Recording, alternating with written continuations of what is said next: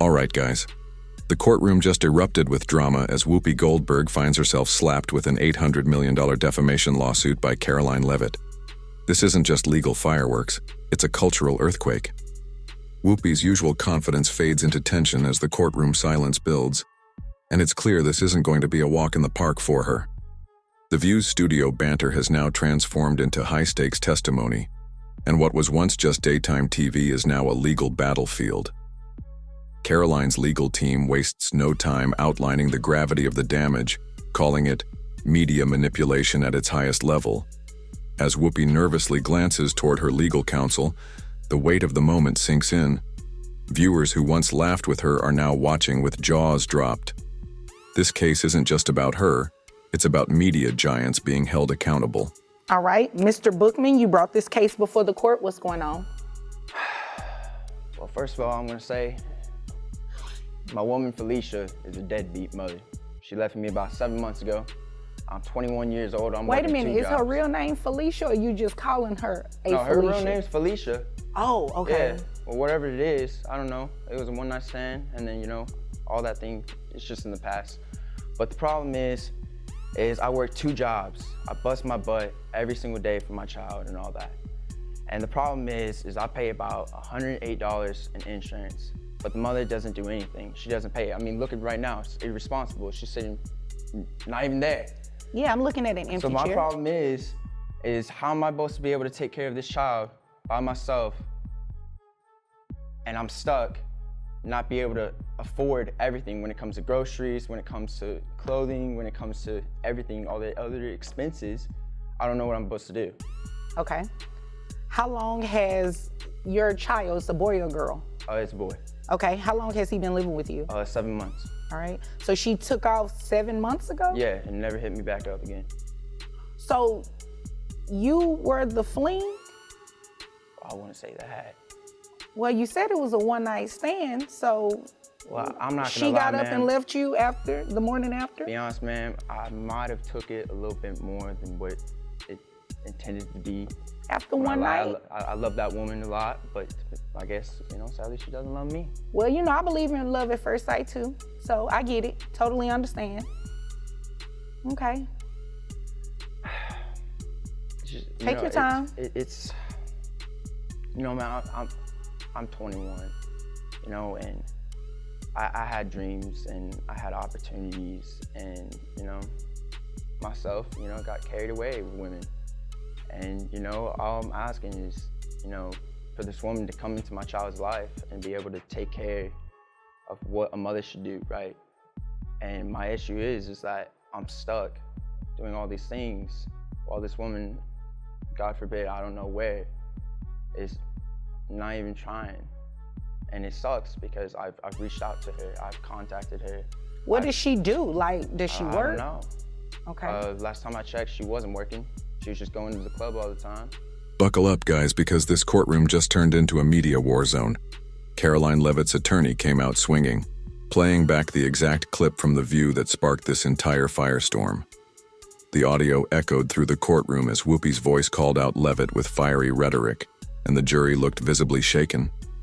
This wasn't just an offhand comment, it was a media attack, broadcasted to millions.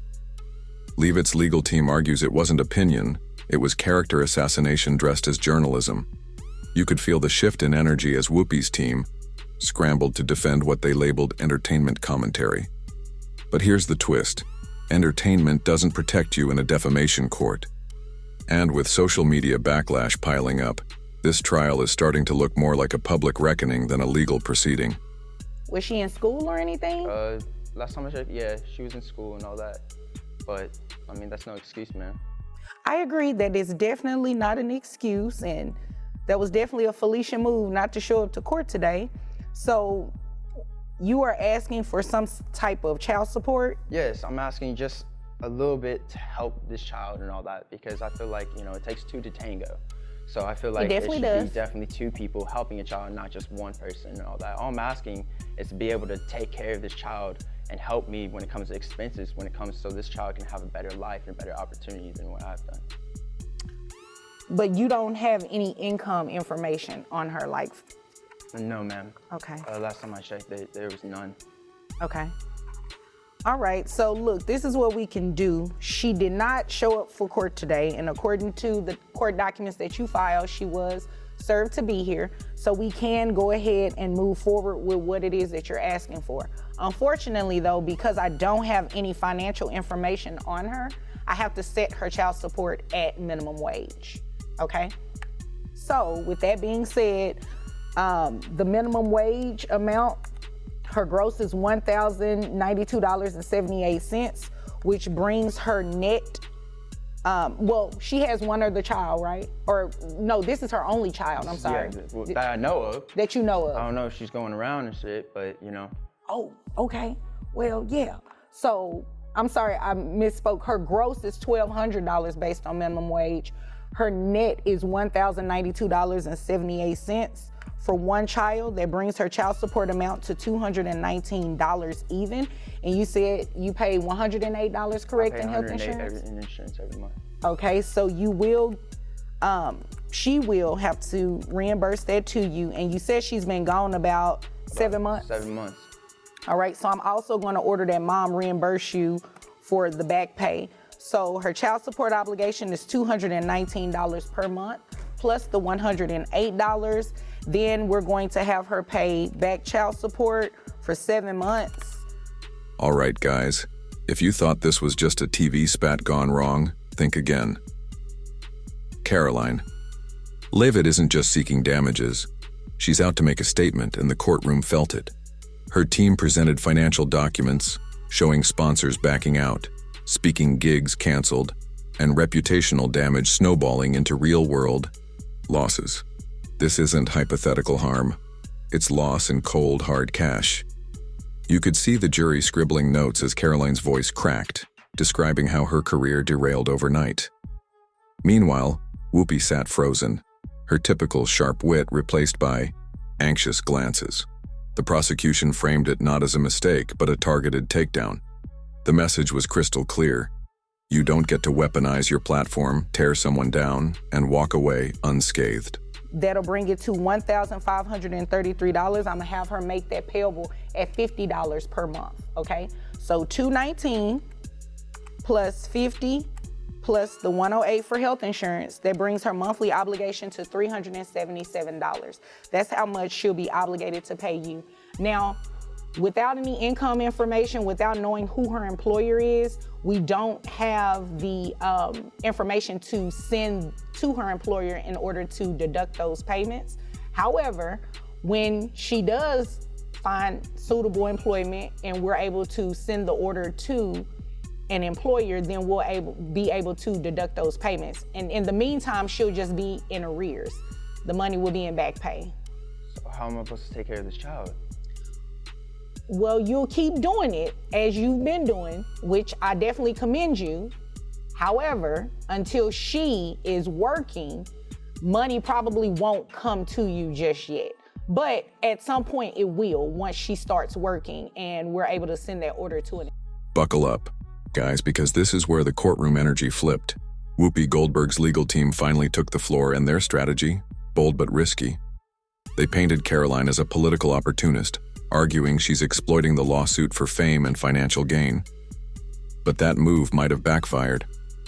The jury didn't look sold, and one member even raised an eyebrow at Whoopi's smug smirk during the cross-examination. Her lawyers pushed the freedom of speech angle hard, but it felt flimsy against the emotional weight of Caroline's testimony. What we're witnessing isn't just a defense, it's desperation cloaked in legal jargon. And in a case this explosive, public perception might matter more than precedent, because sometimes defending your right to speak doesn't erase the damage you caused. Employer. So how long am I supposed to wait?